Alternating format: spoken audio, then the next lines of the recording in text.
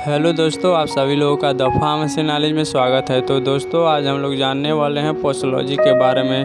पोस्टोलॉजी किसे कहते हैं, पोस्टोलॉजी का डिफिनीशन क्या है, फैक्टर अफेक्टिंग, पोस्टोलॉजी के कौन कौन से फैक्टर अफेक्टिंग होते हैं और कितने होते हैं, जो कि बी फार्मा के फर्स्ट सेमेस्टर के फार्मास्यूटिक्स सब्जेक्ट का एक टॉपिक है, जो कि एग्ज़ाम के लिए बहुत ही इंपॉर्टेंट है। ये एग्ज़ाम में हमेशा पूछता रहता है इसके बारे में, 5 नंबर में, 2 नंबर में, कभी कभी 10 नंबर में भी पूछ देता है। तो शुरुआत करने से पहले हम आप लोग को बता दें कि यदि अभी तक यह चैनल सब्सक्राइब नहीं किए हैं तो प्लीज़ कर ले, क्योंकि आपको बी फार्मा डी फार्मा से रिलेटेड टॉपिक का एक शार्ट नोट और लेक्चर्स मिलते रहेंगे। अब हम लोग देखेंगे पोस्टोलॉजी का definition. Posology is the branch of medical science deals with the quantity of drug और डोज ऑफ ड्रग। इसका मतलब यह है कि पोस्टोलॉजी मेडिकल साइंस का एक शाखा है जिसमें ड्रग के क्वांटिटी और ड्रग के डोज का हम लोग डील्स करते हैं, पता लगाते हैं कि पेशेंट को कितने अमाउंट में ड्रग को देना है। नेक्स्ट पॉइंट है the word posology is derived from 2 Greek words. जो पोस्टोलॉजी शब्द है वो ग्रीक के 2 वर्ड से मिलकर बना हुआ है।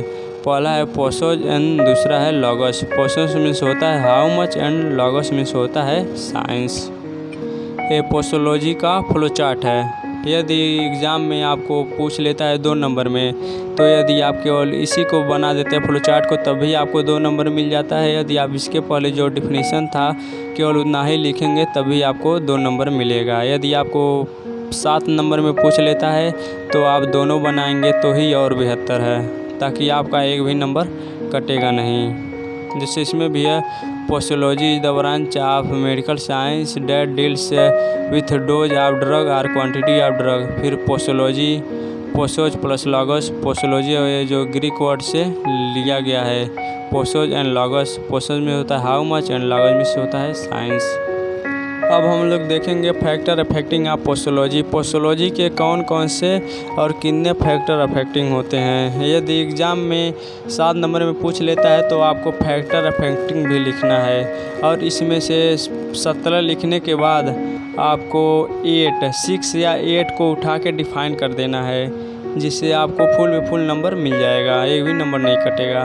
तो पहला है age, second body weight, third sex, fourth route of administration, fifth time of administration, 6 presence of disease, 7 environmental factor, 8 emotional factor, 9 accumulation, 10 synergism, 11 antagonism, 12 habituation, 13 addiction, 14 idiosyncrasy, 15 hypersensitivity, 16 tolerance, 17 tachyphylaxis. Age, children and old people requires less dose than an adult due to less capacity of metabolizing or excretory functions। इसका मतलब है कि children and old people, children और old people का जो drug का dose है वो एक एडल्ट की अपेक्षा बहुत ही कम होता है, क्योंकि चिल्ड्रेन और ओल्ड पीपुल का जो मेटाबोलाइजिंग एक्सक्रीटरी फंक्शन की कैपेसिटी है वो बहुत ही कम होती है, और जो एडल्ट होते हैं उनमें ये ज़्यादा होती हैं। जैसे जो बच्चे होते हैं उनमें पूरी तरह से मेटाबोलाइजिंग और एक्सक्रीटरी फंक्शन जो होते हैं डेवलप नहीं हुआ रहता है, और जो ओल्ड पीपुल रहता है उनकी जो मेटाबोलाइजिंग और एक्सक्रीटरी फंक्शन की कैपेसिटी होती है वो पूरी तरह से वीक हो चुकी रहती है, इसलिए उनके अंदर बहुत ज़्यादा टाइम तक दवा रहता है। अब नेक्स्ट पॉइंट है body weight. Heavily world patient requires larger dose than a normal weight. एक नॉर्मल वेट से ज़्यादा डोज दिया जाता है एक हैवी वर्ल्ड पेशेंट को, क्योंकि किसी नॉर्मल पेशेंट का वेट है 45 kg और किसी हैवी पेशेंट का डोज है, हैवी पेशेंट का वेट है 70 kg, तो 70 kg को ज़्यादा डोज दिया जाएगा एक नॉर्मल वेट की अपेक्षा। थर्ड है sex.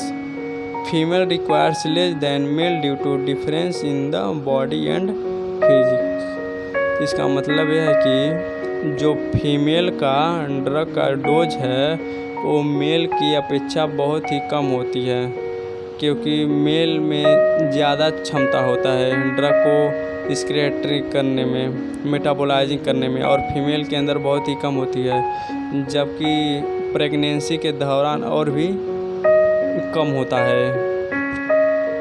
Persons of disease.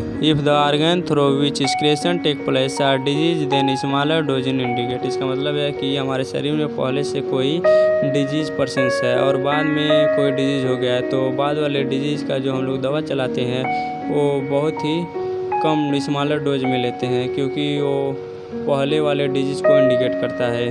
Fifth synergies में when the potency and duration of action in increase by combination of two or more drug.